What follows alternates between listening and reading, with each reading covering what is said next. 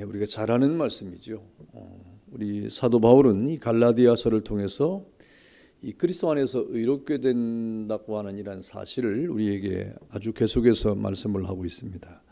앞선 15절부터 18절까지의 말씀을 보니까 사람이 의롭게 되는 것은 율법의 행위에서 나오는 것이 아니라 오직 그리스도를 믿는 믿음으로만 된다고 하는 사실, 이신득의죠. 이런 원리가 절대하다, 다른 것은 없다 하는 것을 강조하고 또 확실함을 우리에게 말씀을 하고 있습니다. 이렇게 사도 바울이 이 이신득의를 강조하고 또 믿음으로 구원을 받는다고 하는 사실을 강조하는 것은 이러한 사실을 망각하는 사람들이 있다고 하는 이유 때문에 그렇습니다.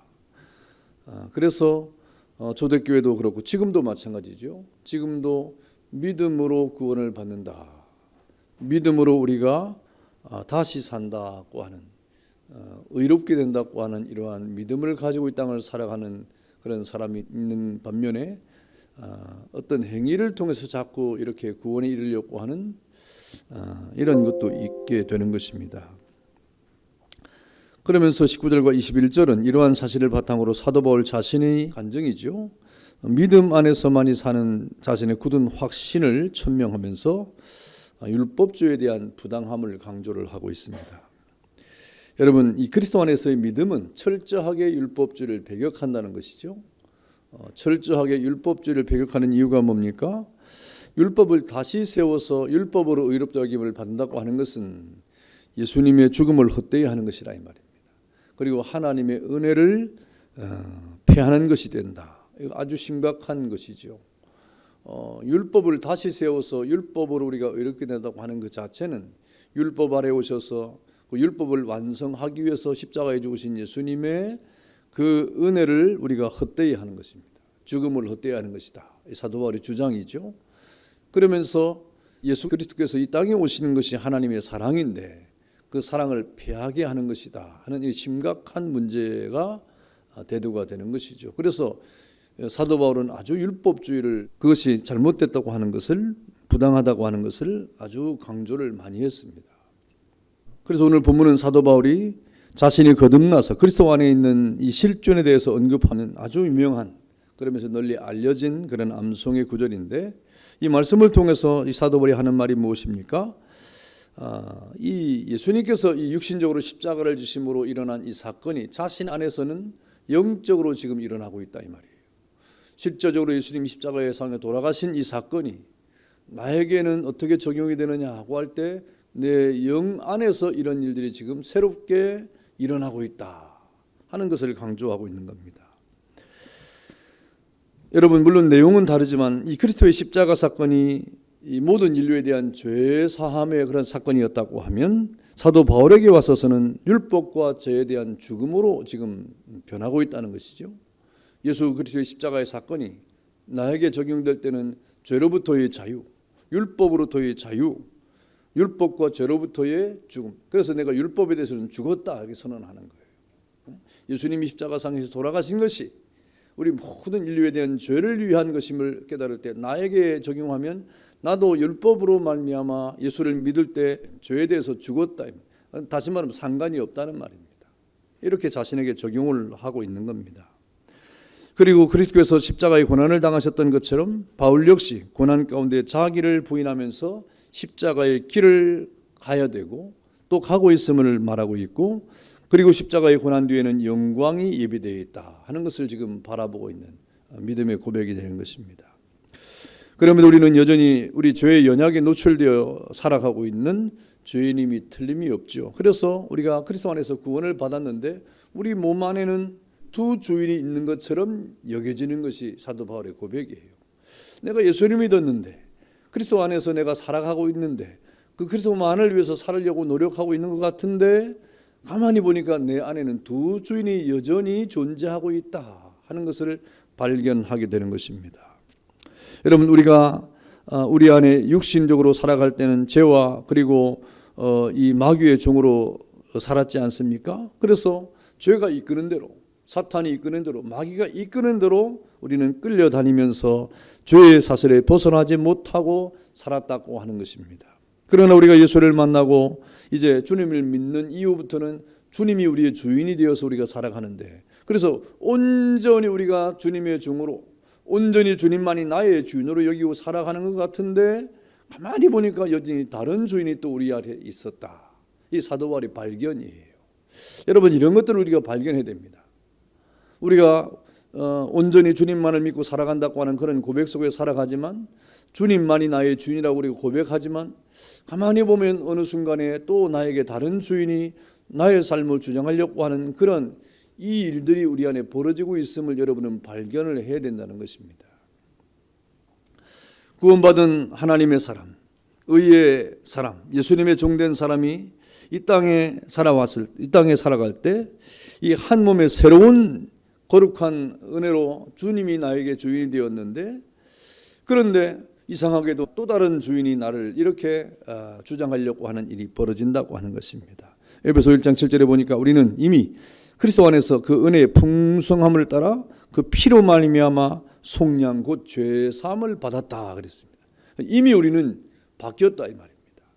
이미 예수 믿는 사람은 바뀐 존재가 되었다는 겁니다. 로마서 6장 6절과 7절에도 보니까 우리가 알거니와 우리 옛사람이 예수와 함께 십자가에 못 박힌 것은 죄의 몸이 죽어 다시는 우리가 죄에게 종로로 타지 아니하려 함이니 이는 죽은 자가 죄에서 벗어나 의롭다 하심을 얻었음이라. 이런 말씀을 보면 우리가 완전히 죄로부터 벗어나서 주님만을 나의 주인으로 섬기고 살아갈 새로운 피조물이 되었다고 하는 것을 성경이 우리에게 밝히고 있는 겁니다.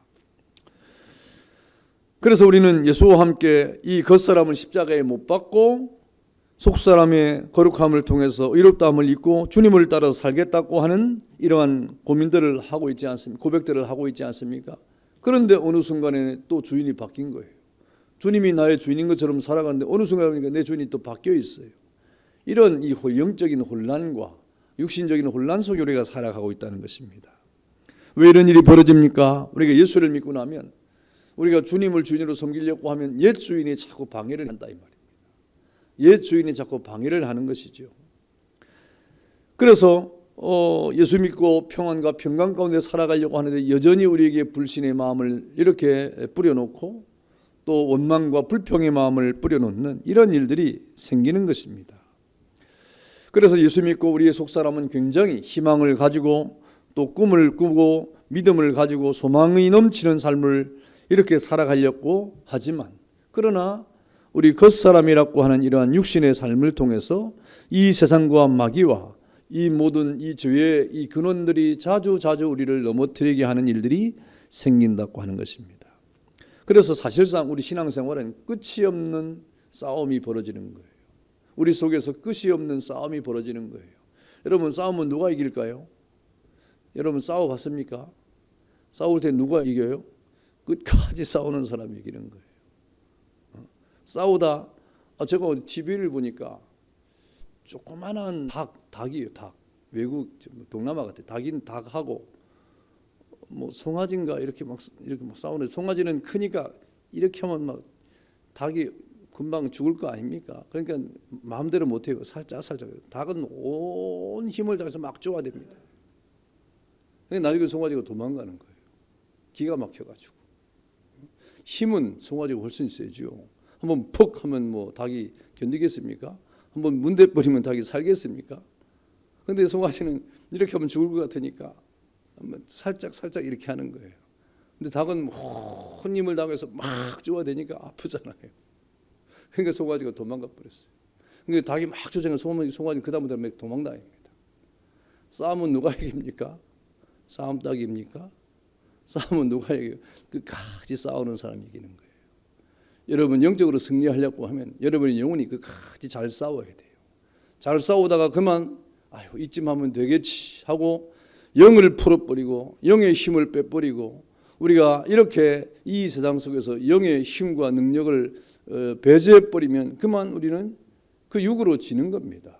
우리 이 땅에 살아갈 동안에 끊임없이 영과 육의 싸움이 지속되고 있다는 사실을 우리는 기억을 해야 돼요. 사도 바울도 지금 경험하고 있지 않습니까? 그래서 신앙생활이라고 하는 끝없는 싸움임을 우리는 기억해야 됩니다. 처음 우리 신앙인은 거듭나서 천국 시민이 되면 이 마귀와 죄를 이제 다시는 관계가 없고 다시는 상관이 없고 다시는 만날 일이 없는 것처럼 여기지만 그렇지 않습니다. 여전히 우리 앞에 도사리고 있고 여전히 문만 열면 죄가 우리 앞에 서서 죄를 짓도록 우리의 걸음을 이렇게 인도하고, 그래서 결국 우리를 죄 가운데 빠지게 하는 일이 얼마나 많습니까? 그러므로 영적인 사람은, 새로운 피조물로서의 영적인 사람은 그리스도의 의와 성령을 따라 살아가야 돼요.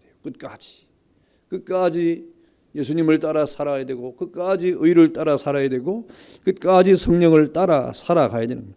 그래서 내 안에 있는 싸움에서 반드시 이겨내야 됩니다. 이겨내야 우리가 죄 가운데 살지 않는 거예요. 로마서 8장 12절과 13절에 보니까 그러므로 형제들아 우리가 빚진 자로 돼 육신에서 져서 육신대로 살 것이 아니라 너희가 육신대로 살면 반드시 죽을 것이로되 영으로서 몸의 행실을 죽이면 살리니 그랬어요. 이 로마서 8장은 이미 거듭난 사람에 대한 말씀인데, 이 그리스도 안에서 우리가 거듭남으로 말미암아 예수님을 오직 나의 주인으로 삼고 살아가는 사람도 육신적으로 살아가면 그 영이 죽는다 이 말입니다. 그래서 우리가 이 땅을 살아갈 때 영으로서 몸의 행실을 죽여야 산다. 영으로서 몸의 행실을 죽여야 산다 그랬습니다. 이 말씀은 예수 믿고 난 후에 우리 속에서는 어떤 싸움이 벌어집니까? 그냥 싸움이 아니에요. 지금 북한이 무슨 남북 연락소를 파괴시키고 해서 지금 긴장감이 고조가 되는데, 지금 이 성경에서 보니까 이 영적인 싸움은 그냥 싸움이, 영과 육이 죽고 사는 싸움을 지금 하고 있다 이 말입니다. 그러니 여러분, 우리가 얼마나 긴장을 하고 살아가야 되겠습니까? 육신을 따라가면 영은 죽고 영을 살리면 육이 죽어야 하는, 그야말로 피말리는 싸움을 우리는 하고 있다 그 말이죠. 그렇다고 해서 늘 이런 영적인 싸움을 한다고 해서 늘 이 싸움 속에서 긴장만 있는 건 아니에요. 여러분, 전쟁이 났다고 해서 365일 폭탄이 터지면서 전쟁하는 건 아니에요. 그래서 약간 소강 상태도 있고 그 가운데 즐거움도 있고 그렇지 않습니까? 그러니까 영적인 싸움을 한다고 막 이렇게 우리가 긴장 관계 속에서 살아가는 건 아니고, 하나님이 우리에게 때로는 하나님이 은혜를 주시고 평강도 주시고 우리에게 기쁨과 즐거움을 주시는 것입니다. 중요한 것은 우리가 영적으로 하나님 앞에서 그 싸움을 싸워가는 이러한 삶을 살아가는 것이라 이 말이에요. 한편으로는 살벌한 싸움이지만 또 한편으로 하나님의 은혜가 있고 평강이 있는 싸움을 싸우는 것입니다. 여러분, 그래서 우리는 겉으로는 이렇게 웃는 것처럼 이 땅을 살아가지만 속으로는 굉장한 싸움을 하고 있는 것입니다. 로마서 8장 5절과 6절에 보니까 육신을 따르는 자는 육신의 일을, 영을 따르는 자는 영의 일을 생각하나니 육신의 생각은 사망이요 영의 생각은 생명과 평안이니라 그랬습니다. 다시 말하면 육신을 생각하면 자꾸 육신의 생각을 한다 이 말입니다. 이거 끊임이 없어요. 그래서 여러분, 우리 신앙생활을 하는 사람도 마찬가지입니다. 예수 믿는 사람이라고 해서 여러분 다 경건하고 거룩하고 그렇지 않아요. 그렇다고 너무 경건하면 안 됩니다. 목사님, 경건하지 않아도 되나요? 이렇게. 무슨 말이냐면 자신은 경건하지 않은데 겉으로는 경건한 것처럼 이거는 밸런스가 안 맞는 거예요. 그러면 넘어집니다, 사람이. 여러분, 성경에 회칠한 무덤이 있었잖아요. 회칠한 무덤이 얼마나 예수님에게 화했을진저 회칠한 무덤 같은 이 바리새인과 서기관들하고 책망을 많이 받았잖아요. 그럼 무슨 말입니까? 속은 썩어 들어가는데 겉은 화려하게 포장을 해가지고 마치 경건한 것처럼 이렇게 해버리면, 속과 겉이 다르면 그 사람은 망하는 거예요. 여러분이 하나님 앞에 있는 모습 그대로 자신을 드러내는 가운데 다른 사람에게 드러날 필요 없어요. 하나님 앞에 기도하면서 자신의 연약을 고백하고 고침을 받아야 되는 겁니다. 처음부터 회칠한 무덤이 아니었어요. 처음에는 무덤을 표시하기 위해서 표시만 해놨는데 나중에 가면 갈수록 그것을 더 화려하게 해서 결과적으로 회칠한 무덤이 되는 겁니다. 우리 사람도 마찬가지예요. 자신이 경건하지도 않은데 경건한 것처럼 포장을 하게 되면 여러분, 그 포장이 나중에 과대 포장이 돼가지고 전혀 이 우리의 영의 건강과는 전혀 맞지 않는 그런 삶을 살아가면 그건 큰일 납니다. 그래서 너무 경건한 척 하지 말라고 말하는 거예요. 그렇다고 나는 이렇습니다 하고 막 드러내고 그것도 안 됩니다. 그 냄새나고 얼마나 사람들에게 혐오감을 주겠습니까? 그러면 안 돼요. 그 하나님 앞에 잘 해결을 잘 해야 됩니다. 자신의 어떤 모양이나 어떤 상태든지 하나님 앞에 잘 해결하는 사람이 되어야 됩니다.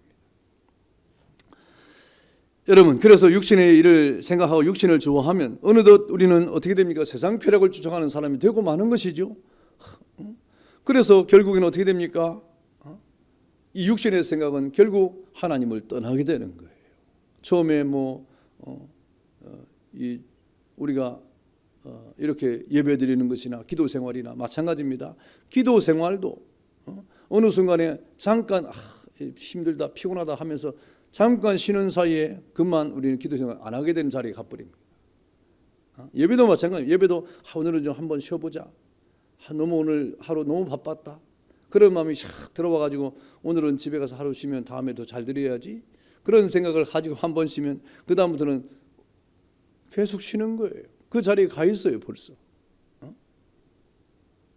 그게 우리의 신앙생활, 육의 생각이 그렇게 아주 우리를 곤란하게 만드는 경우가 참 많이 있습니다. 그래서 육신의 생각은 무엇입니까? 사망에 이르게 된다고 하고 아주 단도직입적으로 말하고 있지 않습니까? 그런데 영의 생각은 어떻습니까? 생명과 평안이다 그랬습니다. 여러분, 영의 생각이 무엇입니까? 육신의 생각을 뛰어넘는 거예요. 피곤한 것을 여러분 피곤과 이 세상의 이 바쁜 생활이나 이 세상의 힘든 모든 과정들을 다 이기고 주님 앞에 왔을 때의 평강과 기쁨과 은혜가 우리가 생각하는 것보다 훨씬 더 크다 이 말입니다. 훨씬 더 강하다 이 말입니다. 훨씬 더 우리는 육신의 생각을 뛰어넘을 수 있는 그런 은혜의 자리가 있다. 이기는 길이 있다 이 말입니다. 그래서 우리가 하나님의 말씀 안에서 예배와 기도와 찬양의 자리에 우리가 나아가면 여러분 어떻습니까? 그런 은혜 가운데 우리는 살아나는 거예요. 영혼의 평강이 찾아오는 거예요. 이런 은혜가 우리에게 있어야 됩니다. 이런 축복이 우리에게 있어야 됩니다. 그래서 우리는 끊임없이 이런 영적인 전쟁을 하고 있는데 그 전쟁에서 이겨야 된다. 여러분 우리 마음에 이 하나님의 이 생명의 은혜 가운데 자꾸 우리는 마음을 둘 때 마음이 있는 곳에 하나님의 뜻이 있는 거예요. 거기에 마음을 둬야 돼요. 영의 생각에 마음을 둬야 돼요. 그 영의 생각에 마음을 둬야 우리 육신의 생각은 점점점 줄어들게 되어 있는 것입니다. 여러분 그러므로 우리가 하나님 앞에서 영적인 생각이 승리를 하는 그래서 하나님 앞에 영이 자라가고 여러분의 모든 삶이 하나님의 생명과 평안의 그런 영적인 생각이 자리를 잡는 은혜가 있어야 되는 것이죠. 여러분 그래서 빌립보서 1장 20절과 21절에 보니까 내가 간절한 기대와 소망을 따라 아무 일에든지 부끄러워하지 아니하고 지금도 전과 같이 온전히 담대하여 살든지 죽든지 내 몸에서 그리스도가 존귀하게 되려 하나니 이는 내가 사는 것이 그리스도니 죽는 것도 유익함이라. 그래서 이 사도 바울이 뭐라고 말하는 겁니까? 이 사도 바울이 계속해서 사는데 나아가든지 죽는데 나아가든지 끝까지 계속해서 오직 그리스도의 영광을 위한 생각을 하고 있다는 거예요. 다시 한번 영의 생각을 하고 있다는 거예요.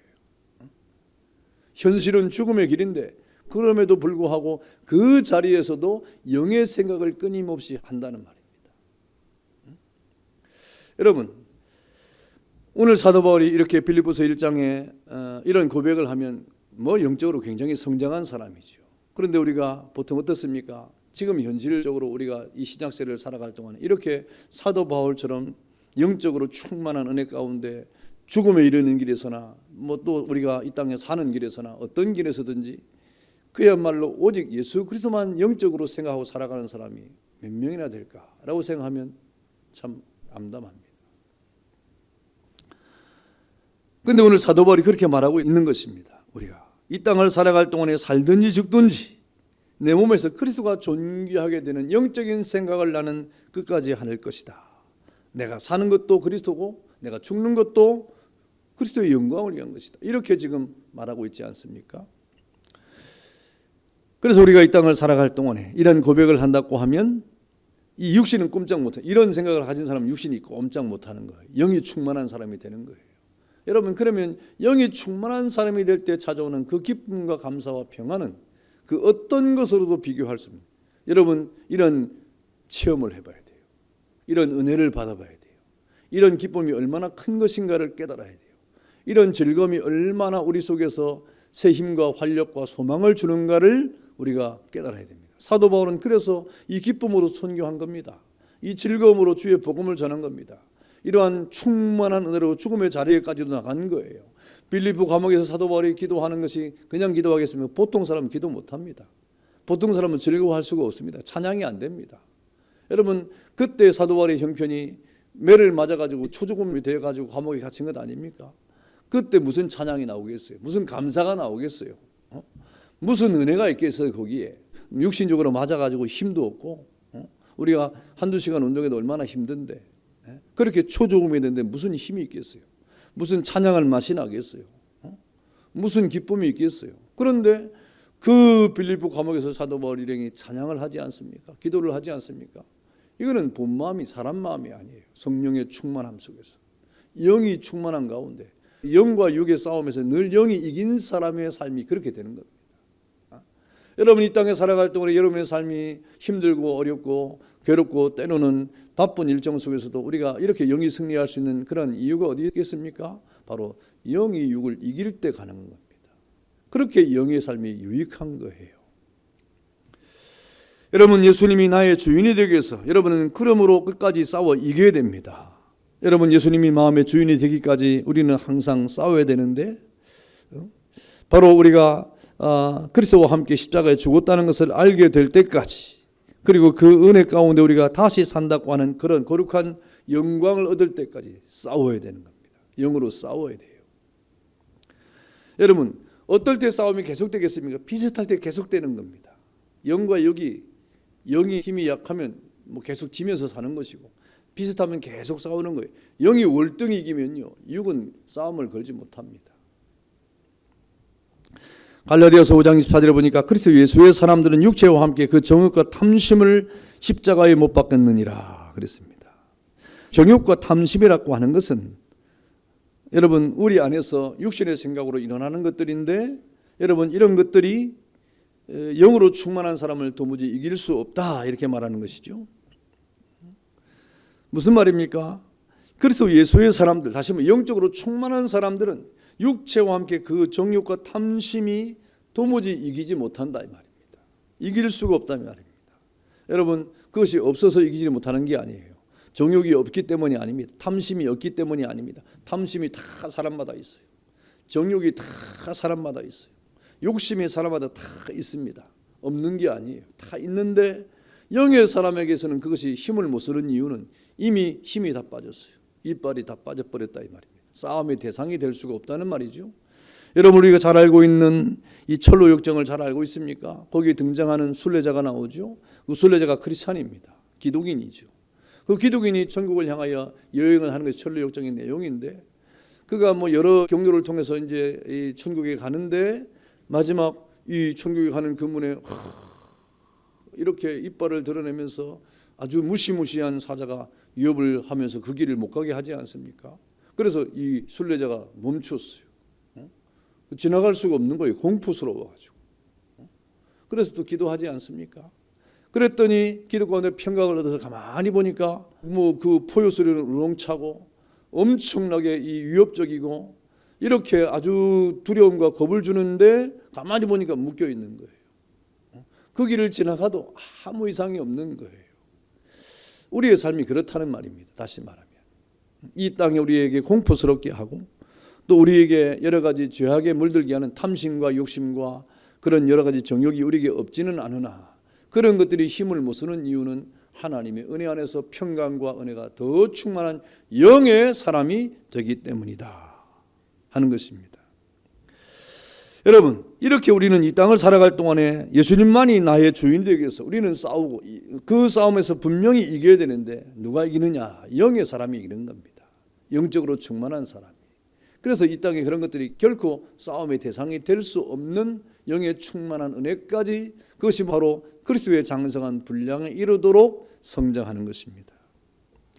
누가복음 9장 23절에 보니까 또 우리에게 이르시되 누구든지 나를 따라오려거든 자기를 부인하고 날마다 제 십자가를 지고 나를 따를 것이다 그랬습니다. 주님의 십자가를 기억하라 이 말입니다. 힘들 때, 괴로울 때 주님의 십자가를 바라보라 이 말입니다. 영과 육이 싸울 때 주님의 십자가를 생각하라 이 말입니다. 영적으로 낙심이 될 때 주님의 십자가를 생각하라 이 말입니다. 주님의 십자가가 우리의 힘이라 이 말이죠. 우리 능력이라 이 말이죠. 우리 전부라 이 말입니다. 우리가 힘이 약할 때 우리가 어디서 힘을 얻습니까? 뭐 밥을 먹고 힘을 얻습니까? 여러분 영적으로 낙심되고 힘이 없을 때 어디에서 힘을 얻습니까? 뭐 산에 가서 우리가 힐링하면 힘을 얻습니까? 우리가 영적으로 이렇게 다운돼서 힘이 없을 때 우리는 도대체 어디에서 힘을 얻습니까? 십자가 앞에서 힘을 얻는 거예요. 십자가 앞에서 힘을 얻는 거예요. 그러면 성령께서 도우신다 이 말입니다. 힘을 주신다 이 말입니다. 낙심과 절망에서 일어날 수 있는, 우리가 쓰러졌다가도 또다시 일어날 수 있는 힘, 그 능력을 우리는 십자가에서 얻을 수 있다 하는 말입니다. 그래서 여러분 D.L. 무디 목사님도 이렇게 전도를 막 하다가 낙심되어 가지고 이렇게 주저앉아 있을 때 어떤 목사님이 무디 목사님에게 뭐라고 말했습니까? 힘을 잃고 낙심되었을 때 우리가 힘을 얻는 장소는 성경입니다. 그럴 때마다 성경을 더 읽으세요. 그럴 때 기도를 더 하세요. 이렇게 조언을 해줬어요. 권면을 해줬어요. 그래서 무디 목사님은 그 길로 성경을 펼치고 이렇게 그가 새 힘을 얻으면서 또다시 전도를 할 수 있었다고 말하지 않습니까? 우리의 영의 힘의 양식은 성경이라 이 말입니다. 하나님과 가까이 하는 것이라 이 말입니다. 여러분, 우리가 배고프면 음식을 먹는 것처럼 영의 힘을 얻기 위해서는 생명의 양식을 먹어야 됩니다. 십자가 아래에 있어야 되는 겁니다. 그래야 우리는 마귀와 싸워서 이길 수 있다 하는 것이죠. 우리에게는 예수 믿는 사람으로서 하나님 주시는 양식이 있다는 말이죠. 하나님의 말씀이 양식이고 그리스도의 살과 피가 우리의 양식이라 이 말입니다. 그래서 예수님께서는 내 살이 참된 양식이요 내 피가 참된 음료다 그랬잖아요. 요즘에 여름에 갈증이 많이 나잖아요. 그래서 우리는 물을 자꾸 찾지 않습니까? 물을 먹으면 얼마나 시원합니까? 그런데 그것도 잠깐이잖아요. 여러분의 영혼에 참된 양식이 예수님의 살이고 여러분의 참된 음료가 주님의 피로 여러분과 영과 여러분의 모든 성령의 은혜 가운데 삶을 이렇게 강하게 하고 살찌게 하고 평강이 넘치게 하는 그 힘의 근원이 바로 예수 그리스도 안에 있음을 믿기를 축원합니다. 그렇게 새 힘을 얻어서 우리는 영적으로 싸워서 이기는 자가 되어야 되는 것입니다.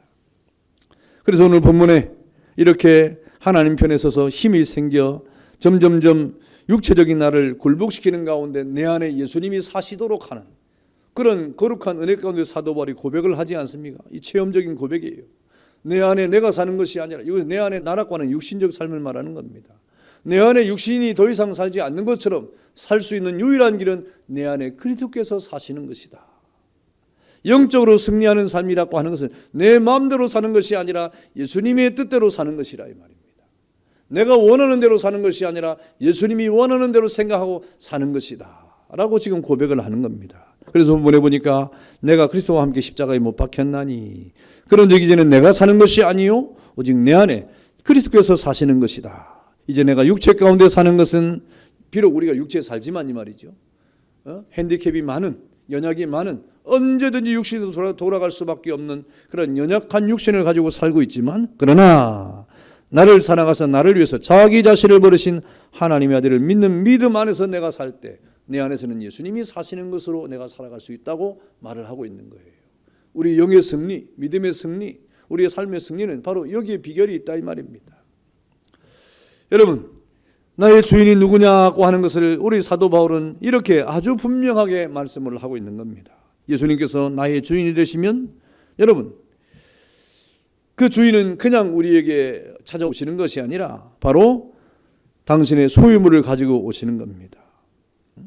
그 당신의 소유물이 뭐예요? 모든 죄를 다 용서하고 모든 허물을 다 사하신 다음에 의를 가지고 오시는 거예요. 영생을 가지고 오시는 거예요. 이게 주님의 소유물이에요.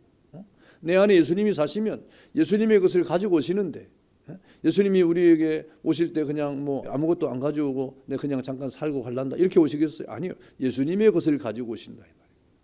예수님에게 있는 소유를 가지고 오시는데 그래서 우리가 부유한 자가 되는 겁니다. 주님과 함께 있으면 주님의 생명과 주님의 그 권능과 주님의 그 영원한 생명과 주님의 의를 가지고 오셔서 내 안에 예수님이 사시면 그런 것들이 나의 것이 되고 마는 겁니다. 이것이 우리의 영적인 부유 아닙니까? 여러분, 그래서 우리 여기 있는 모든 연약과 모든 악함과 모든 저주와 모든 이 땅의 사망과 모든 것들을 다 제거하고 우리 안에 하나님의 거룩한 은혜로 말미암아 영생복락 면류관을 가지고 오시는 그래서 우리 안에 그것이 자리를 잡고 마치 그것이 내 속에 있었던 것처럼 계속해서 그 안에서 평강을 누리게 되는 그런 은혜가 우리에게 있는 거예요. 이거 얼마나 보배로운 일입니까? 얼마나 기쁜 일입니까? 연약과 죄에 빠져서 죽었던 우리가 그리스도 안에서 새 생명을 얻고 이런 영생의 밀려관이 마치 우리에게 처음부터 있었던 것처럼 그렇게 은혜를 누리고 사는 것이 얼마나 기쁜 일입니까? 그것이 그리스도 안에서 가능하다 이 말입니다. 예수님이 우리 안에 계실 때 그것이 우리의 소유가 될 것이다 라고 말하는 거예요. 그래서 여러분 시편 103편 1절과 2절에 보니까 내 영혼아 여호와를 송축하라. 내 속에 있는 것들아. 사실 우리 속에 있는 게 죄밖에 없어요. 우리 속에 연약밖에. 그런데 뭐 송축하겠어요? 그런데 오늘 시편의 성도는 내 속에 있는 것들아 그랬어요. 우리 속에 도대체 언제부터 그런 게 있었다 이 말입니까? 예수 그리스도로 말미암아 우리 안에 주님이 가지고 오신 것들로 충만하게 채워진 결과입니다. 다 그의 거룩한 이름을 송축하라. 내 영혼아 여호와를 송축하며 그의 모든 은택을 잊지 말지어다. 여러분 안에 무엇이 있습니까? 여호와를 송축하고 그리고 그 평강 가운데 주님의 은혜를 잊지 않을 만한 그런 은혜와 자비와 사랑과 은총이 여러분 안에 있습니까? 도대체 그것이 어디로부터 온 것입니까? 바로 주님이 우리에게 주신 거룩한 소유물이라 이 말이죠. 그것이 있으면 송축할 수 있고 그것이 있으면 감사할 수 있고 그것이 있으면 하나님의 은혜를 잊지 않는 그런 축복이 있게 되는 것이다 그랬습니다. 여러분 이것이 하나님의 은혜 가운데 그리스도가 내 안에 사실 때 가능한 그런 하나님의 자녀의 행복과 기쁨과 감사입니다. 여러분 이 땅을 살아갈 동안에 고난이 없는 인생은 없습니다. 우리가 살아갈 동안에 여러 가지 시험과 환난과 고난이 있습니다. 우리가 비록 구원 얻는 하나님의 백성이지만 그러나 이 땅에 육신을 입고 살아갈 동안에는 고난도 있고 괴로움도 있고 환난도 있고 시험이 있는 것이죠. 그러나 예수님이 그 고난을 변해서 선으로 만들어주세요. 예수님이 무리를 걸었어요. 풍랑에는 파도가 있어요. 그 파도가 뭐가 그렇게 중요합니까? 예수님 또 파도를 잔잔케 했어요. 잔잔케 하는 것이 그렇게 중대합니까? 여러분 중대한 것은 베드로가 그 풍랑이는 바다를 걸었잖아요. 풍랑이 일어도 걸을 수 있고 잔잔해도 걸을 수 있는 거예요. 그런데 우리 사람들은 풍랑이 있느냐 잔잔한가에 너무 관심이 많아요. 그건 중요하지 않습니다. 이 땅에 바람이 부느냐 풍랑이 있느냐 이 땅에 내 삶이 잔잔하게 이렇게 행복한 그런 삶을 살아가는 이게 중요하지 않습니다. 중요한 것은 그 풍랑이는 바람에도 우리가 두려워하지 않는 담대한 믿음이 필요한 거예요. 잔잔한 그 바다 안에 우리가 믿음으로 걸어갈 수 있는 믿음의 용기가 필요한 것이지 그 파도가 부느냐 뭐 잔잔하냐 이게 중요하지 않습니다. 잔잔하면 뭐 할 거고 파도가 불면 뭐 합니까? 주님과 함께 그 바다를 걸을 수 있는 담대함과 믿음이 우리에게 필요한 겁니다. 베드로는 그 바다를 걸었잖아요. 물론 빠졌지만은 우리에게는 이 세상을 살아갈 동안에 풍랑이 얼마나 거세게 부느냐 얼마나 이 땅에 잔잔하게 내게 평화로운 세상을 가져다 주는 이게 중요하지 않고 그리스도 안에서 믿음을 가지고 우리가 담대하게 그 바다를 걸어갈 수 있는 그런 용기와 믿음을 가지고 있느냐가 중대한 것입니다. 오늘 사도 바울은 이 풍랑이는 바다를 믿음으로 걸었던 사람이에요. 그런 잔잔할 때도 걸어갔고 풍랑이 일 때도 걸어갔고 또 거센 파도가 불어올 때도 바람을 맞으면서 걸어갔던 그런 하나님의 사람이었다. 왜 그럴 수 있었습니까? 내 안에 나의 주인 되신 그리스도가 사셨다고 하는 확실한 믿음 안에서 그 모든 것을 이겼기 때문에 그렇습니다. 환난이나 곤고나 직수이나 위험이나 기근이나 칼이나 죽음이나 모든 것 속에서 우리 그리스도의 사랑으로 말미암아 우리가 그 모든 것에서 끊어질 수 없다. 넉넉히 이긴다 그랬습니다. 여러분 우리는 이러한 이기는 삶을 살아갈 수 있다면 그리스도 안에 있는 우리일 때 예수님이 우리 안에 거할 때 우리는 넉넉히 이기는 승리의 삶을 살아갈 수 있는 겁니다. 성도 여러분 예수님이 나의 주인이 되시면 그 되신 만큼 참 평안과 참 기쁨과 그리고 하나님의 나라의 천국 소망의 확신이 우리에게 자리를 잡고 그리고 그 어떤 막이나 어떤 죄악의 그 파도 속에서도 우리는 능히 담대하게 믿음으로 그 모든 것들을 이겨나갈 수 있는 그런 은혜가 있는 거예요. 주님을 나의 주인으로 삼고 이 땅을 살아가는 가운데 평생에 내 안에 사신 그리스도와 함께 동행하고 주님과 함께 거친 파도도 걸어가고 주님과 함께 잔잔한 그런 바다도 걸어가고 주님과 함께 폭풍우 치는 그런 세상도 담대하게 승리하면서 걸어가는 믿음의 길을 걸어감으로 승리하는 여러분 되시기를 주 이름으로 축원합니다. 감사합니다. 기도하겠습니다.